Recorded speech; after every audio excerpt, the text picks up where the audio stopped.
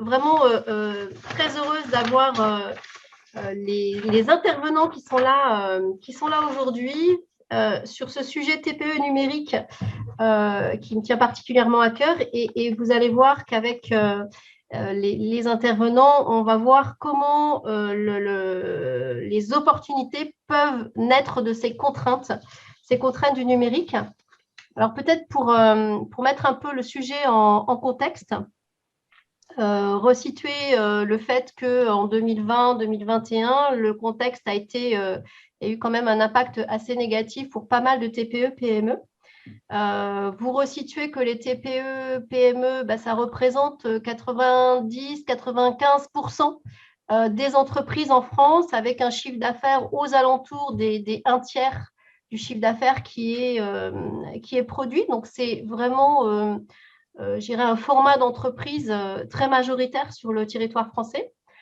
Par rapport au numérique, on a clairement, et cette année 2020 et 2021 nous l'ont d'autant plus montré, un retard sur l'engagement dans la maîtrise du numérique par les chefs d'entreprise de TPE.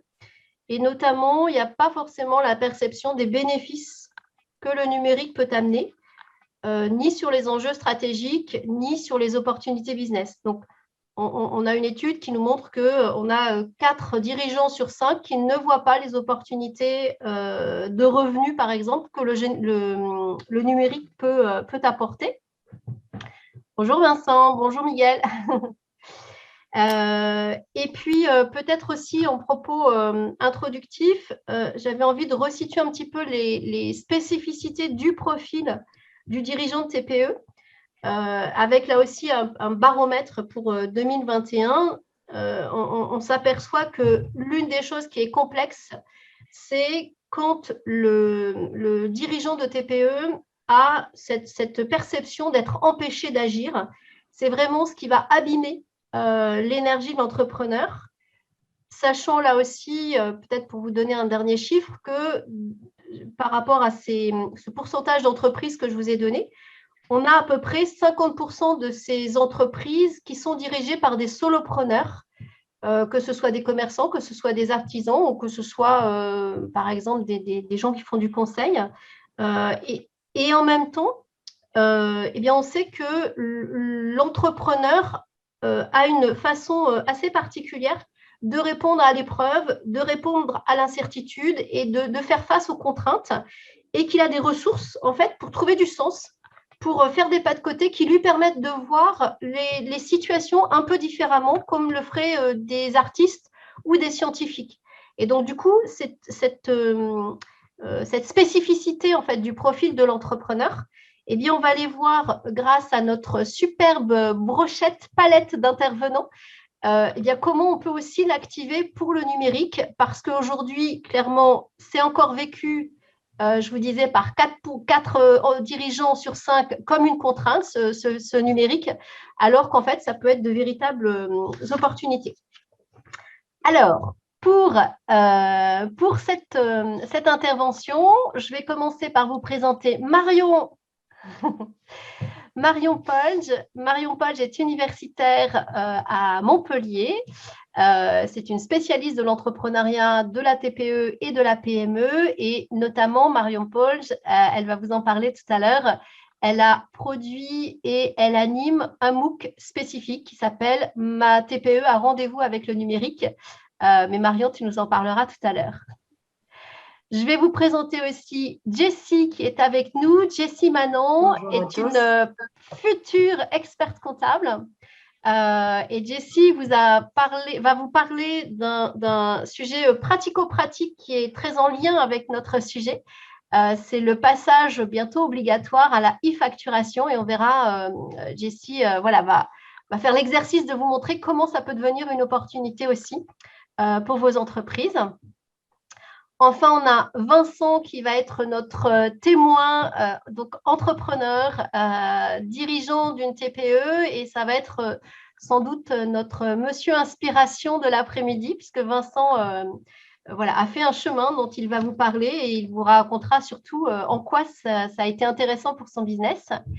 Et puis, je vous ai 1000 informations un peu flash. On a la chance d'avoir aussi Louise Gabrielle Hervoué de la Banque des Territoires qui a proposé de nous faire un retour sur le programme de Click and Connect qui a été fait. Et je pense que ça sera intéressant aussi parce que tout ça, c'est en cohérence. Voilà un petit peu pour mon propos introductif et puis pour introduire nos intervenants. Je vais te laisser la parole, Marion. Tu vas nous parler des spécificités de la TPE, du dirigeant dans sa relation au numérique. Je te laisse avancer dessus. Merci Jocelyne, bonjour à tous et puis merci de m'avoir invité à échanger sur ce webinaire où finalement on se retrouve à une équipe restreinte d'animateurs qui ont déjà sur un autre terrain discuté de ce sujet et c'est très intéressant et dans un autre contexte et sous un autre angle, donc ça complète parfaitement et je suis ravie. Rapidement, les spécificités de la TPE, il n'y a pas une spécificité de la TPE déjà, parce qu'il n'y a pas une TPE, il y a des TPE et aujourd'hui le monde universitaire, le monde académique, le monde de la formation s'est accordé là-dessus. On ne fera pas de modèle de la TPE comme on a fait un modèle de la grande entreprise et comme on a enseigné dans les écoles de management un modèle de la grande entreprise.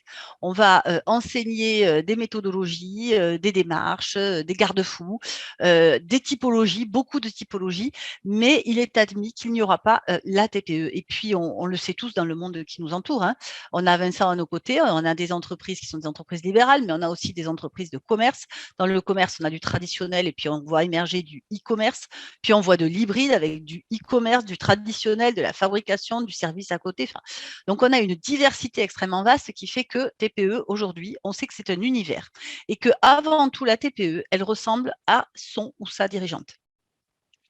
Donc, elle est à l'image de celui qui l'a créée, de celui qui la porte, de celui qui la transforme et de celui qui fait évoluer le projet de cette TPE. Donc, le regard vis-à-vis du numérique, il est assez complexe. Et d'ailleurs, c'est pour cette raison qu'on a été amené à faire ce MOOC. C'est assez complexe parce qu'il y a une variété de regards sur le numérique qui est aussi vaste que ce qu'il y a une variété de dirigeants de TPE finalement. Donc, il y a des clivages générationnels, mais aussi territoriaux, mais aussi de formation, mais de parcours de vie, et pas un va avoir le même regard sur le numérique. Si on veut voir apparaître des grandes tendances, les grandes tendances, c'est que le métier de dirigeant et le chef d'entreprise, le dirigeant de TPE, il n'a pas été formaté, il n'a pas été programmé pour être un acteur du numérique. Sauf bien sûr ceux qui sont et qui travaillent dans ce secteur-là et qui l'ont choisi dès le départ. Pour les autres, c'est-à-dire la très large majorité, 80 ou 90%, ne sont pas au départ faits pour ça. Donc, il va y avoir une aversion pour le numérique. Et toute l'interrogation va être comment on va faire lever les verrous pour que ce passage vers le numérique se fasse plus en douceur, plus convaincu, plus proactif, et pas comme on l'a vu pendant la période Covid, là où il fallait vite vendre sur Internet parce qu'on avait un accès au marché qui était coupé par le confinement. Donc la question, elle est beaucoup plus profonde que ça. Et la relation entre la TPE et le numérique, c'est d'abord se poser les bonnes questions dans le lien qu'il va y avoir. Et désacraliser tout ça, ça va passer par déjà de la stratégie, hein, Jocelyne, elle parle très bien du leadership qu'il faut mettre en place, mais c'est vraiment le projet qui va passer avant le numérique. Qu'est-ce qu'on va faire avec? C'est un outil. Et désacraliser ce numérique qui paraît complètement ésotérique dans son vocabulaire et dans les techniques d'accès, c'est quand même le premier pas. OK, le dirigeant n'est pas fait pour faire du numérique au départ, il n'est pas venu sur ce terrain-là, sur le terrain du management et du projet d'entreprise pour ça. Il faut qu'il y ait autour de lui du monde et on va désacraliser par son entourage. Et le vocabulaire, la technique qui peut être déléguée et le fait qu'on fait passer le projet, la méthode avant l'outil. Ce ne sont que des outils au service du projet d'entreprise. Merci Marion. Merci beaucoup. Je leur fais une petite blague pour tout vous dire, parce que je leur ai dit que je mettais un petit chronomètre. Alors, merci parce que ça situe bien, effectivement, voilà, qui est ce dirigeant de TPE et on voit qu'il est très pluriel. C'est sans doute une des complexités de l'accompagnement sur ces sujets du numérique. Alors, on va rentrer maintenant dans un sujet très pratico-pratique que Jessie a pris le temps aussi de nous décrypter. Donc, je partagerai un document que je vous partagerai ensuite. Jessie va vous situer donc cette contrainte législative qui arrive sur la e-facturation et ce que ça veut dire de façon opérationnelle pour chacune de nos TPE en fait. Est-ce que tu veux que je partage maintenant le document, Oui, Jessie, ou tu peux comme tu introduire veux. un peu le propos avant? On peut, n'importe, je ne sais pas, comme tu veux, ce qui est le plus confortable. Je partage et… Okay. Du coup, juste pour rebondir à ce que disait effectivement Jocelyne, il y a 80, même 95 effectivement, du tissu économique français qui représente des TPE. Et nous, on le voit encore plus dans notre domaine en tant qu'expert comptable. C'est vrai que la majorité de nos clients représentent des TPE. Et en plus, TPE, c'est assez vaste. Donc, quand je parle de TPE, c'est notamment des clients qui font 400 000 euros de chiffre d'affaires à l'année, qui ont 2 ou 3 salariés. C'est vrai que c'est la majorité de notre portefeuille, en tout cas pour la plupart des cabinets d'expertise comptable. Et nous, on est un petit peu au centre de tout ça. On est partenaire de confiance grâce à aux études qu'on fait et à notre parcours. Et c'est vrai qu'on voit que ça peut être un gros point noir, tout ce qui est numérisation, digitalisation, notamment pour les factures d'achat et de vente. Mais par contre, tout va être effectivement bousculé dans pas très longtemps parce que l'administration fiscale a enfin pris le parti pris de mettre en place la facture électronique. Il faut quand même savoir que la plupart des pays dans le monde ont déjà mis en place la facture électronique et nous, ça y est, elle arrive bientôt dans nos organisations. Donc, effectivement, ça va changer de grandes habitudes de la part du dirigeant parce qu'il ne va pas du tout avoir la même approche au niveau de sa facturation et la réception de ses factures.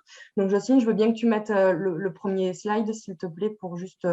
Je vous ai juste globalement qu'on ait un petit peu les échéances. Donc, il faut savoir qu'à partir du 1er janvier 2023, toutes les entreprises, n'importe quelle taille d'entreprise, vont devoir réceptionner et accepter du coup des factures entrantes. Donc, un fournisseur qui a décidé de mettre en place la facture électronique, qui n'enverra plus aucune facture papier, elle devra être en mesure de recevoir cette facture. Et à partir du 1er janvier 2025, pour l'ensemble des entreprises, elles devront du coup envoyer la totalité de leurs factures sous format électronique. Alors, sous format électronique, du coup, c'est un petit peu vaste. Il faut savoir que ça existe déjà pour tous les échanges qu'il y a entre le B2J, donc c'est-à-dire avec l'État. Vous la connaissez sûrement déjà et vous en avez entendu parler, c'est Chorus Pro, qui est la plateforme centralisatrice, effectivement, pour toutes les factures avec toutes les entreprises qui travaillent avec les collectivités locales ou autres. Donc, ils vont se servir effectivement de cette plateforme pour mettre en place pour l'ensemble de nos entreprises.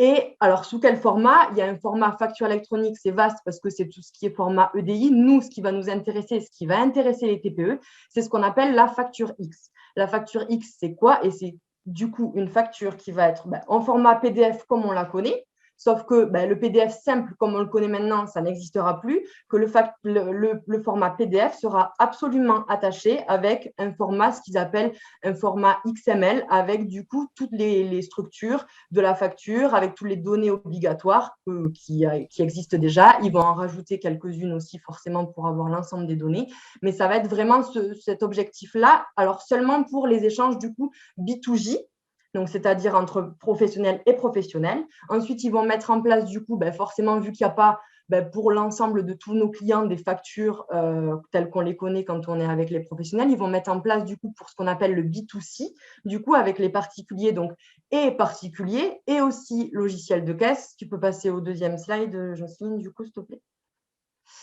Et du coup, les logiciels de caisse, parce qu'il faut savoir qu'effectivement, toutes les entreprises n'ont pas forcément des logiciels de facturation à proprement parler. Donc, il y aura ce qu'ils appellent e-reporting qui va permettre en temps réel, de la même façon que la facture électronique ou facture X, d'avoir l'information de toutes les factures qui sont émises à destination des particuliers et en logiciel de caisse, typiquement quand on va dans une boulangerie ou autre logiciel de caisse sécurisé. L'administration fiscale a choisi du coup le modèle qu'ils appellent Y, donc c'est-à-dire qu'en fait, il n'y aura pas qu'une seule plateforme, la plateforme Chorus Pro, il y aura plusieurs plateformes privées, Donc, c'est pas encore… Alors là, c'est vraiment pour parler, hein, parce que c'est au 1er janvier 2023, donc on n'a pas encore tous les éléments. Les plateformes, on ne sait pas encore comment elles seront certifiées, mais en tout cas, ils travaillent dessus. Donc, en fait, ça veut dire que n'importe quelle entreprise aura sa plateforme certifiée, qui enverra ensuite à la plateforme globale Chorus Pro. Ils vont utiliser de toute façon cette plateforme pour envoyer l'ensemble des flux de facturation de l'ensemble des entreprises.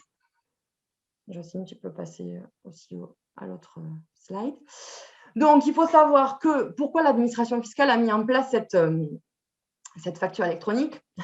Premier objectif, c'est lutter contre la fraude à la TVA. On le sait, effectivement, ce qu'ils appellent la tax gap, ça représente énormément de fraude, on le sait. Ça a été chiffré par la Cour des comptes, c'est 15 milliards d'euros. Donc, forcément, c'est l'un des principaux objectifs. Le deuxième aussi est pour vous, justement, notamment pour les TPE, parce qu'on le sait, une facture papier représente un coût assez important. Il est estimé à environ 10 euros, le traitement, l'impression, l'envoi, tous les retours, effectivement, qu'il puisse y avoir, contre la facture électronique qui est estimée à 1 euro globalement. Ils veulent aussi pouvoir avoir des informations en temps réel de la part de l'ensemble du tissu économique français pour arriver à faire des stats, des analyses entre secteurs d'activité.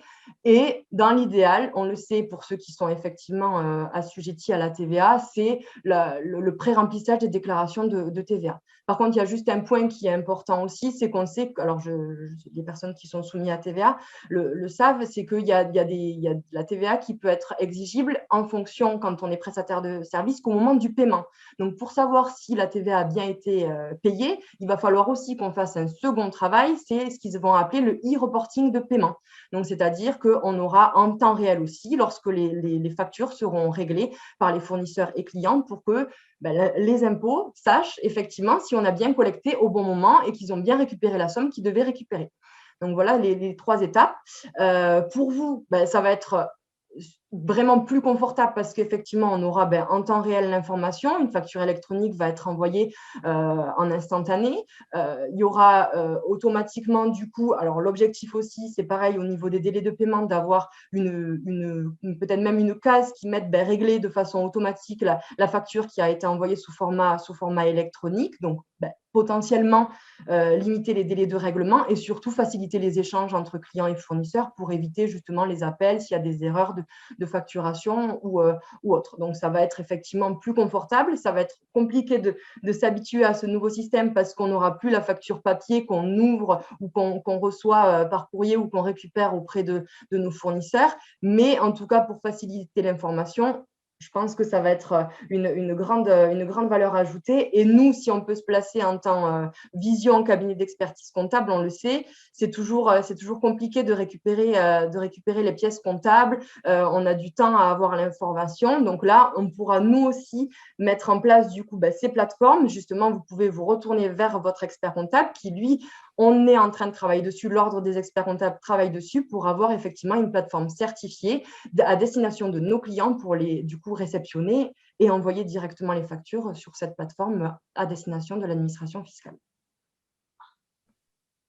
Ça, c'était clair, clair et précis. Et en plus, voilà, bravo pour le timing. Ça va, je ne t'ai pas dépassé? Non, écoute, c'est parfait, c'est parfait. Il y a une question dans le chat. Oui.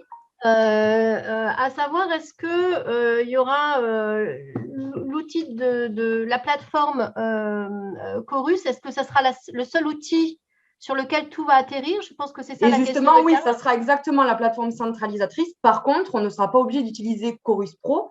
Justement, la plupart des logiciels de facturation, et c'est vrai, ça c'est un point aussi important, c'est que la majorité des TPE n'utilisent pas forcément de logiciel de facturation. Pareil, la Cour des comptes a estimé ça. Il y a à peu près plus de 600 000 entreprises qui font leurs factures encore sur Word ou sur Excel. Et effectivement, ça va être un réel souci parce qu'il faudra justement un logiciel de facturation qui puisse envoyer ce fichier à destination de l'administration fiscale. Et le but étant que justement, il y ait plusieurs plateformes, mais tout à destination de Chorus Pro. Ça, c'est sûr, ils vont l'utiliser. Ils vont mettre en place un annuaire aussi de l'ensemble des entreprises pour justement qu'il y ait tous ces recoupements d'informations. Par contre, l'éditeur de logiciels, en tout cas, ils travaillent tous dessus, va faire ce format, du coup, facture X pour pouvoir l'envoyer à l'administration fiscale. Bon, en tout cas, là, ce qui est intéressant, on voit dans ce que tu nous transmets, Jessie, que dans cette histoire de trouver l'opportunité par rapport au numérique, malgré la contrainte de la e-facturation, tu nous as mis 3 bénéfices pour la TPE. Ça va limiter le coût administratif des créations de factures, limiter les délais de règlement et du coup faciliter les échanges clients-fournisseurs. Tous les éléments que vous a donnés Jessie, je vous enverrai après le webinaire. Vous pourrez retrouver si vous avez d'autres questions voilà. après coup, avec plaisir pour y répondre. Voilà, continuez à utiliser le chat. On va se garder un petit peu de temps à la fin pour y revenir. Alors, Jessie nous a situé quelque chose de très pratico-pratique quand on parle numérique et TPE. C'est donc le sujet de la e-facturation. Jessie a évoqué le B2B ou le B2C. Donc, le B2C va me permettre de faire le pont avec Louise Gabriel qui va nous faire un petit retour. Donc, on reprend un petit peu de hauteur. Hein, on avait une vue globale avec Marion. On est allé sur du pratico-pratique avec Jessie. Louise Gabriel va nous redonner un petit peu de hauteur avec le retour sur le programme que vous avez fait à la Banque des Territoires. Je vous laisse prendre la parole, Louise Gabriel. Oui, tout à fait. Bonjour à tous, Louise Gabriel-Herouette. Je suis chargée de projet inclusion numérique au sein de la Banque des Territoires. Et aujourd'hui, effectivement, déjà, je vous remercie pour ce webinaire et pour la possibilité d'échanger avec vous. Et je souhaiterais évoquer avec vous l'inclusion numérique des TPE, plus particulièrement les dispositifs Click and Connect. Effectivement, aujourd'hui, en France, nous avons 13 millions de personnes qui souffrent de difficultés avec le numérique. Et parmi eux se trouvent des chefs d'entreprise, des artisans, des commerçants et des entrepreneurs. Donc, dans le cadre du plan de relance, la Banque des Territoires a développé, en partenariat avec des acteurs et des spécialistes de l'inclusion numérique, tels que la MENNUM, We Take Care, Archipel, la démarche Click and Connect. Click and Connect, c'est quoi? Click and Connect, c'est un numéro de téléphone gratuit et un site internet dédié à l'accompagnement numérique des TPE sur le défi au quotidien. Ça a été lancé en novembre 2020. Plusieurs points en soi ont ressorti de cette démarche, donc notamment le fait que Click and Connect a été perçu de manière très positive par les chefs d'entreprise, donc des TPE et les acteurs du secteur de l'inclusion numérique, et a confirmé donc le besoin avéré d'accompagnement dans ce secteur, donc l'inclusion numérique des TPE. De cette expérimentation, cette démarche est également ressorti le rôle complémentaire des collectivités territoriales qui ont été un relais significatif et dans la mobilisation des acteurs locaux. La mobilisation des acteurs sur ce sujet donc de l'inclusion numérique des TPE doit être totale, puisqu'il y a en effet de gros enjeux à prendre en main. C'est à ce titre, du coup, que la Banque des Territoires souhaiterait désormais accompagner en soi directement les collectivités territoriales, donc dans l'opérationnalisation des projets d'inclusion numérique des TPE. Cette démarche s'inscrit au cœur du dispositif de relance des territoires afin de les rendre plus inclusifs et plus attractifs. Et elle va suivre les 3 étapes suivantes. Tout d'abord, nous comptons lancer un appel à manifestation d'intérêt, un AMI, à destination des collectivités territoriales, globalement cet été ou à la rentrée, mais plutôt cet été. Et dans un second temps, il y aura une remontée donc, de ces projets territoriaux d'accompagnement à l'inclusion numérique des TPE. Ensuite, nous aurons un accompagnement des collectivités territoriales dans leurs projets d'inclusion numérique. Et après, par la suite, n'hésitez pas à revenir vers nous pour échanger justement sur ces sujets d'inclusion numérique des TPE, pour connaître l'actualité et si vous êtes intéressé pour évoquer ce sujet. Merci beaucoup, Louise Gabriel. Alors, vous voyez, on passe de niveau très méta. Oui. Là, on est sur une vue beaucoup plus large et en même temps, pour connaître certains d'entre vous inscrits sur ce webinaire et pour avoir des personnes qui vont le regarder en replay. Je sais que ces différents niveaux vous intéressent. Et de toute façon, quel que soit votre… si vous êtes dirigeant ou si vous êtes aidant de dirigeant, c'est intéressant d'avoir les différents niveaux de lecture parce que le sujet est complexe et qu'il y a besoin d'un peu d'aide de tous les côtés. Donc, c'est très bien. Fait. Pareil, Jessie, Louise Gabriel, vous pourrez m'envoyer le lien et je pourrai le relayer aussi à tout le monde. Oui, tout à fait, avec plaisir. Après le webinaire. Merci beaucoup. Alors, du coup, je vais vous partager maintenant aussi mon écran pour vous montrer concrètement comment ça se passe, tout ça. je vais vous faire un petit partage. Et du coup, voilà, je pense que là, vous voyez le partage d'écran, c'est bon? Alors, je vous montre la clé de lecture. Donc, cette matrice, c'est une matrice du leadership digital que j'ai développée dans les accompagnements de dirigeants de TPE pour vous montrer un petit peu comment le sujet du numérique est vraiment connecté au business de l'entrepreneur.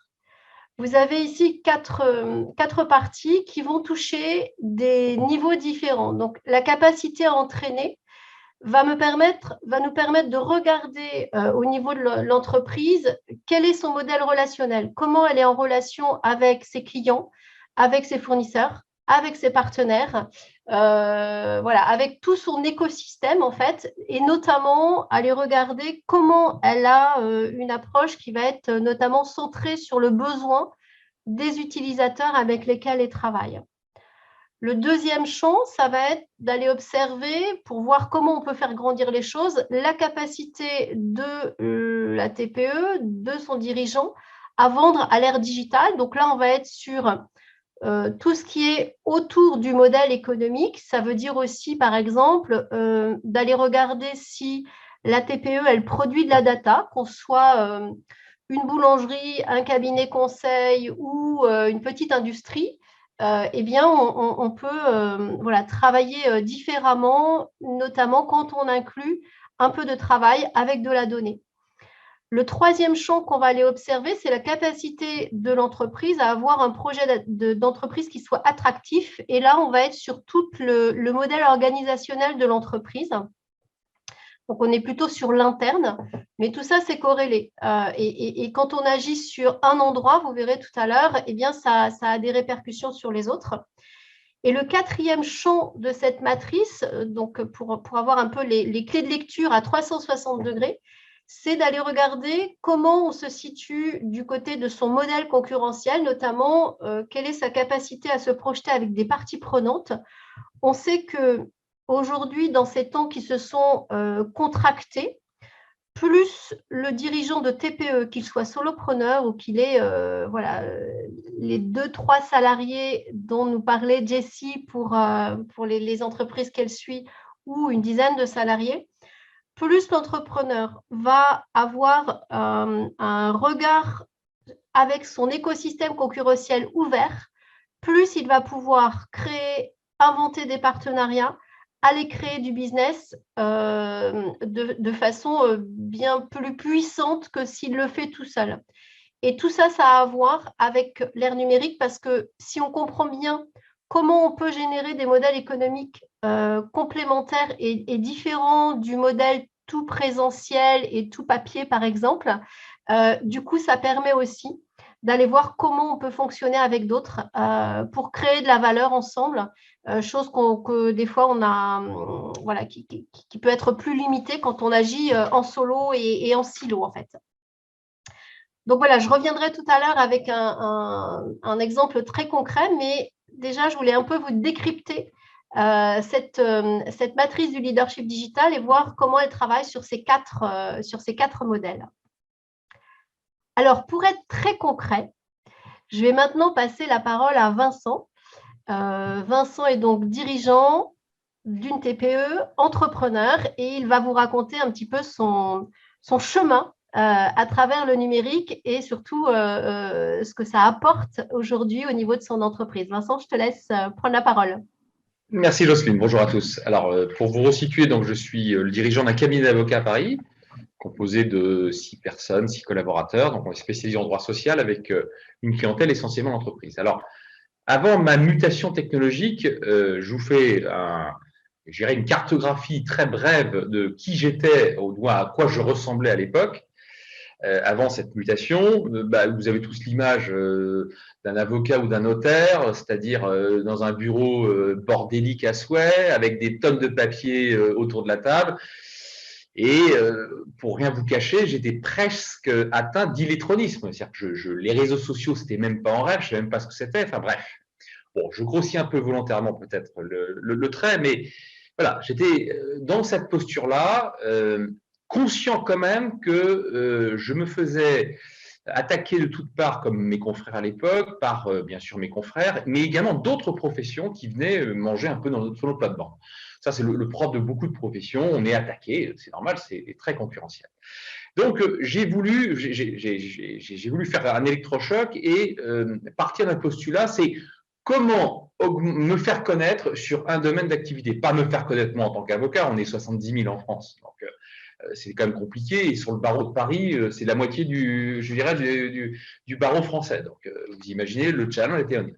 Donc, je voulais me faire connaître sur un domaine de mes compétences, c'était les contrôles URSSAF. Bon, c'est pas très excitant, mais en tout cas, il y a une attente très particulière. Alors, vous allez me dire, écoutez, si vous voulez vous faire connaître, il y a du e-marketing, il y a du marketing, il y a de la com classique, etc. Le problème, c'est que c'est un puissant fond.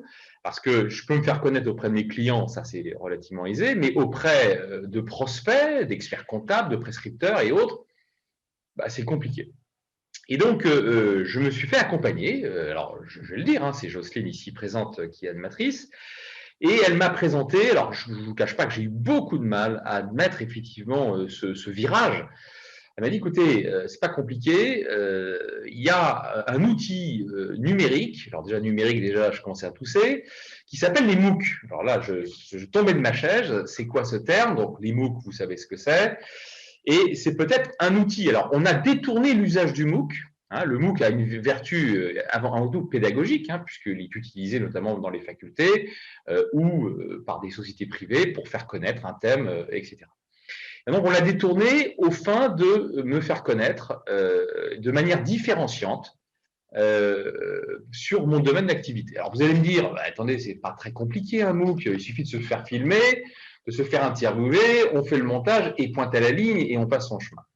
C'est beaucoup plus complexe que ça parce que ça nécessite dans la tête du dirigeant une révolution mentale de communication. Alors, moi, j'ai été formé, je dirais, à une culture très rationnelle, juridique, etc. Là, on me demandait de faire du storytelling, de m'inventer une histoire, parce qu'il fallait effectivement que le sujet qui n'était pas très léger devienne un peu léger quand même. Mais c'était absolument impossible pour moi. J'étais limite burn-out à l'époque, je ne vous cache pas. Et quand le cap a été passé, quand me suis acculturé avec tous ces outils de communication, des outils digitaux, bien sûr les réseaux sociaux, là effectivement le projet était abouti, j'étais épuisé et j'ai vu l'impact auprès de ma clientèle qui a dit Monsieur le Faucheur, on ne savait pas que vous faisiez du contrôle URSSAF, ça fait des années que vous nous conseillez, c'est la première fois, ou également de la part de gens que vous ne connaissez pas, donc des prospects. J'ai remis le couvert, cette fois-ci sur un deuxième thème d'activité, pas très léger non plus, c'est les accidents du travail, maladies professionnelles, c'est ma deuxième facette de compétences, et j'ai refait également un MOOC. Alors là, pour le coup, j'ai embarqué tout le monde dans mon cabinet.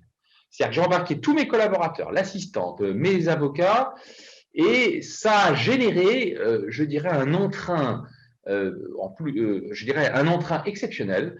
Les gens se sont découverts. J'ai découvert effectivement les gens avec qui je travaillais sous un autre angle. Et ça a généré effectivement, je dirais, un dynamisme que je ne soupçonnais pas. Alors, évidemment, l'impact, le ROI, le retour sur investissement a été, je vous le garantis, immédiat. J'ai augmenté en 2 ans 30% de mon chiffre d'affaires, ce qui est, même pour une TPE ou peu importe, c'est considérable. Et ça m'a permis aussi de m'acculturer à tout un environnement numérique, notamment sur ce que j'appelle, moi, la production, les notes de frais, les lettres commandées. Là, pour le coup, j'étais tout à fait mature pour pouvoir utiliser des outils numériques pour optimiser au maximum notre rentabilité, optimiser au maximum notre productivité. Et d'ailleurs, augmenter de 30% de son chiffre d'affaires sans embaucher un collaborateur supplémentaire, ça c'est grâce effectivement à cette révolution numérique. Et ça a eu un deuxième impact, outre l'acquisition de clientèle, c'est évidemment mars 2020, ça je pense qu'on s'en souviendra toute notre vie, où tout s'arrête, où là il faut communiquer, je dirais, de manière extrêmement pertinente auprès de ses clients qui étaient complètement largués. Moi j'avais des clients qui ont perdu 90% de leur chiffre d'affaires en moins, effectivement, de 10 jours. J'ai vu des chefs d'entreprise pleurer, des chefs d'entreprise avec des chiffres d'affaires très conséquents, plusieurs centaines de millions d'euros. Je me souviens quelqu'un qui faisait plus d'1 milliard, qui pleurait au téléphone en me disant « mais c'est mort, tout mon petit travail est mort ». Et là, pour le coup, que ce soit moi et mes collaborateurs, on était, je ne vous mange pas, on a quitté le cabinet à midi, à 14 heures, tout le monde était opérationnel chez soi. Et on a continué à travailler normalement, comme si nous étions au cabinet. Alors, ça paraît un peu normal maintenant, parce qu'on est tous plus ou moins culturés au digital et autres, mais pour nous, c'était extrêmement facile, c'était simple et c'était naturel. Donc, évidemment, on a acquis encore de la crédibilité, de la visibilité pendant cette période, je dirais, troublée. On ne s'est pas écroulé, au contraire, on a relevé nos clients. Et ça, je ne reviendrai jamais en arrière. Il faut être très clair, et c'est le mot de la fin en tout cas, il faut se faire accompagner parce qu'on ne peut pas faire ça tout seul. Et ça fait souffrir, mais la mutation, la mue, fait souffrir. Hein.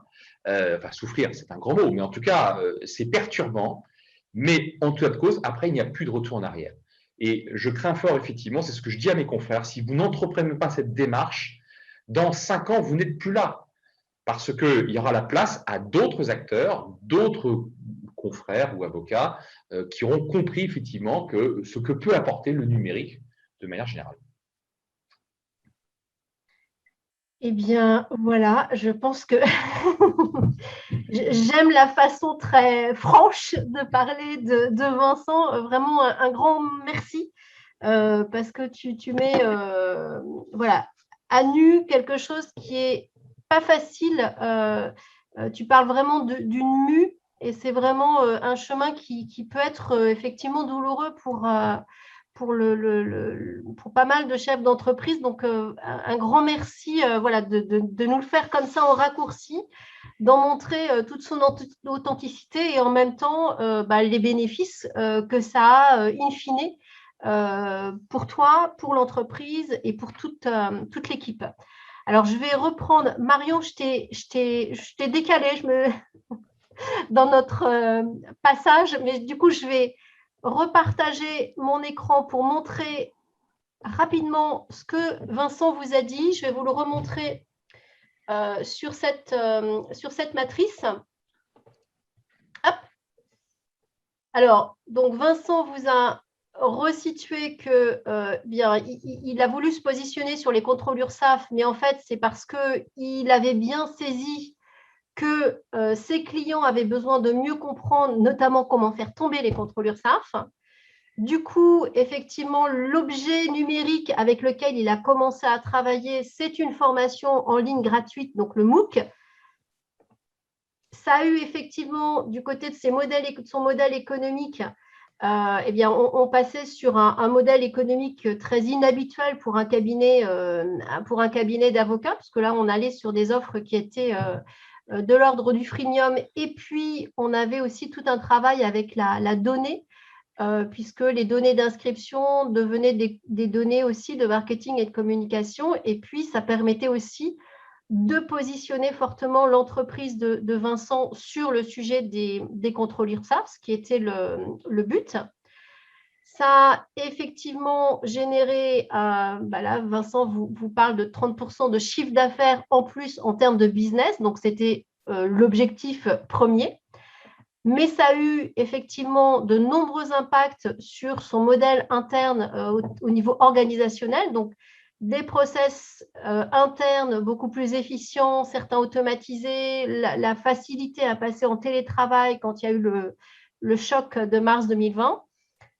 Tout au départ, d'ailleurs, Vincent, on peut le dire, je pense que c'est ton premier projet qui t'a fait repérer comme un cabinet innovant qui fait que tu as embarqué des collaborateurs qui ne seraient peut-être pas venus dans un petit cabinet si tu n'avais pas été sur un positionnement innovant comme ça. Et puis, ça a entraîné d'autres projets nouveaux derrière. Et sur le modèle concurrentiel, eh bien, tu parlais au départ de ton projet de la concurrence qui te mettait en tension. Sauf que quelques temps après, eh bien, certains de ces concurrents sont devenus des partenaires, notamment pas mal d'experts comptables. Tu as été aussi repéré par des startups et puis tu es un peu modeste parce que tu n'as pas trop évoqué, mais Vincent vous dira aussi tout à l'heure comment il a énormément contribué aussi à aider aussi d'autres entreprises derrière. Voilà, en résumé, quand on fait SAMU en tant que dirigeant de TPE, c'est aussi, on contribue à un écosystème, c'est pour son entreprise en premier lieu, mais ça a aussi des impacts sur un écosystème plus large en fait.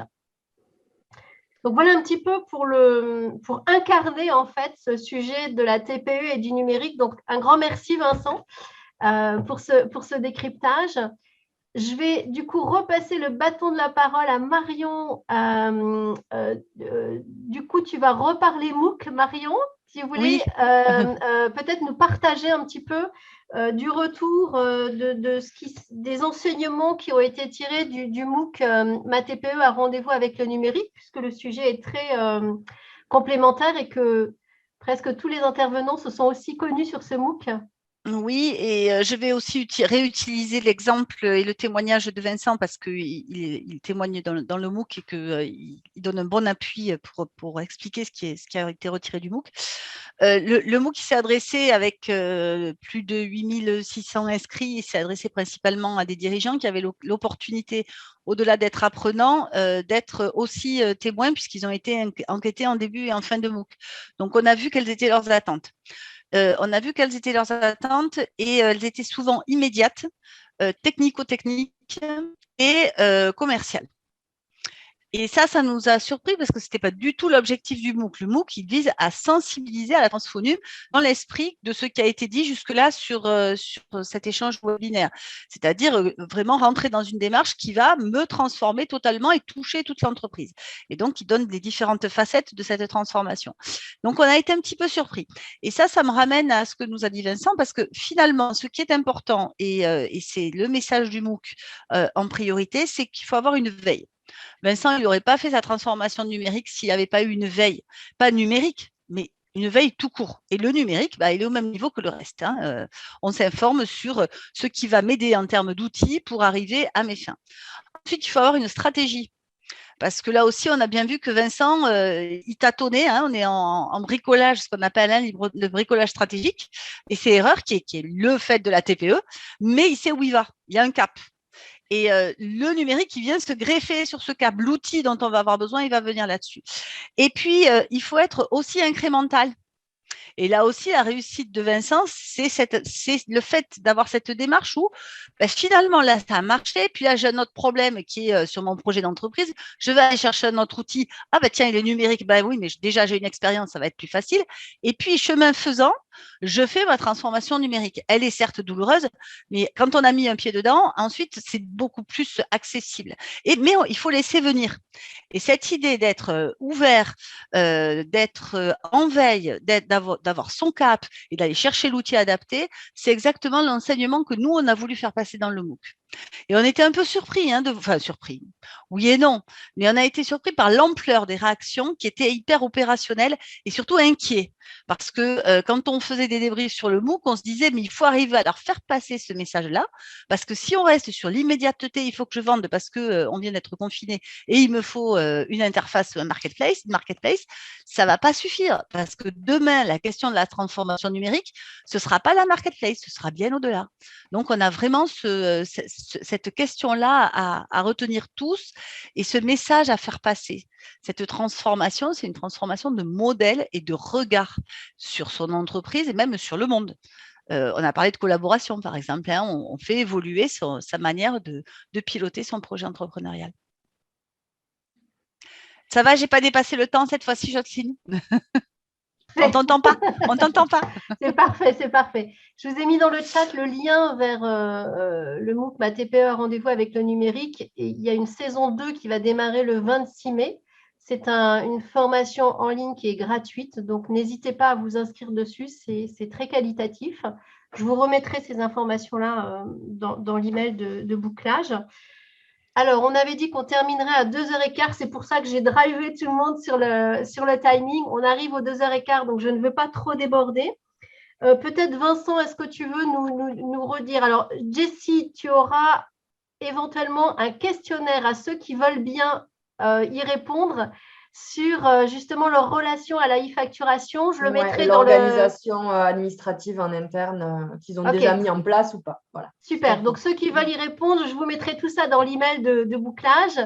Vincent, est-ce que tu veux aller un tout petit peu plus loin et puis nous dire aujourd'hui comment cette mue que vous avez fait et qui fait que ton entreprise est aujourd'hui très numérique te permet aujourd'hui de contribuer à d'autres sujets plus méta? Oui, parce qu'effectivement, il ne faut pas restreindre le numérique à des outils d'innovation technologique, etc. C'est une vraie stratégie à part entière.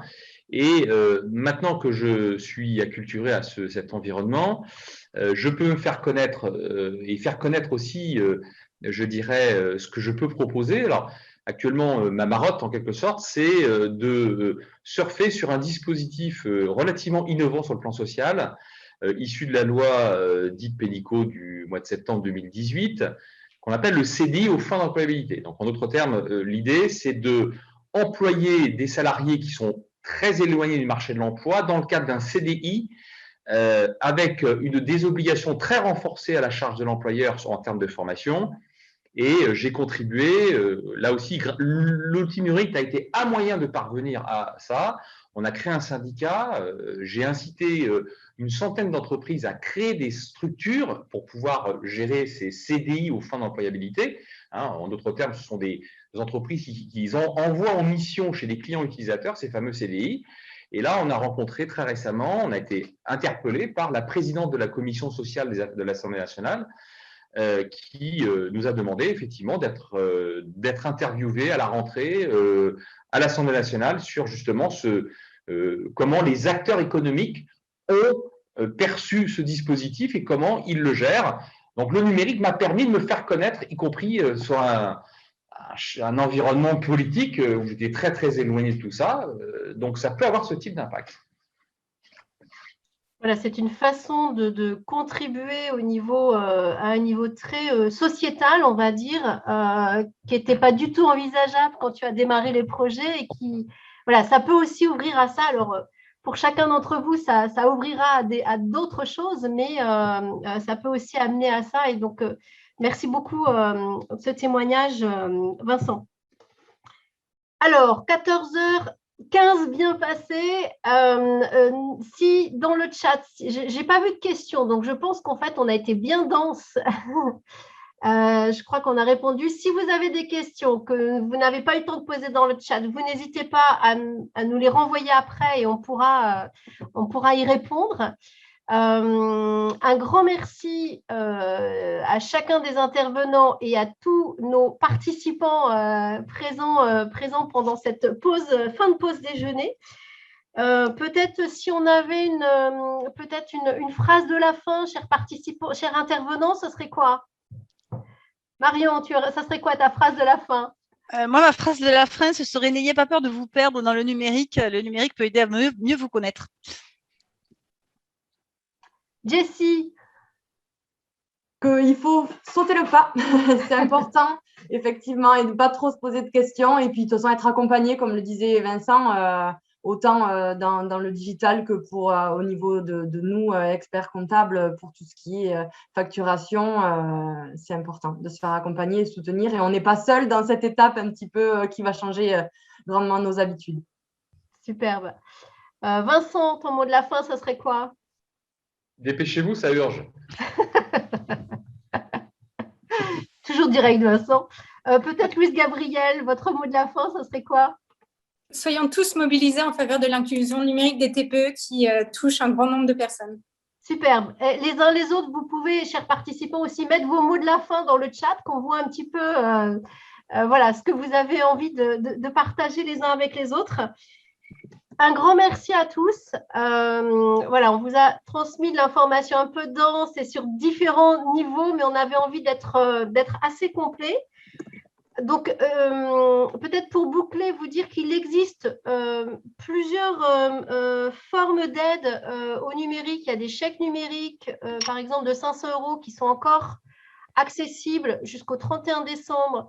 Il y a des aides différenciées par région. Donc, je vous mettrai quelques informations dans l'email de bouclage que je vous renvoie suite au webinaire avec le replay, la présentation qu'on a fait et puis quelques informations pratico-pratiques complémentaires pour que vous puissiez aller plus loin.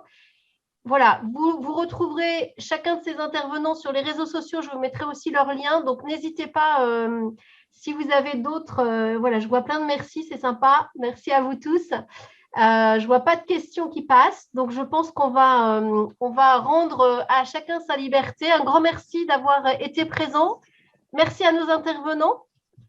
Et puis bonne route avec le numérique. Belle journée à tous. Merci. Bonne journée. À bientôt. Merci Bonne journée. beaucoup. Au revoir. Merci. Au revoir.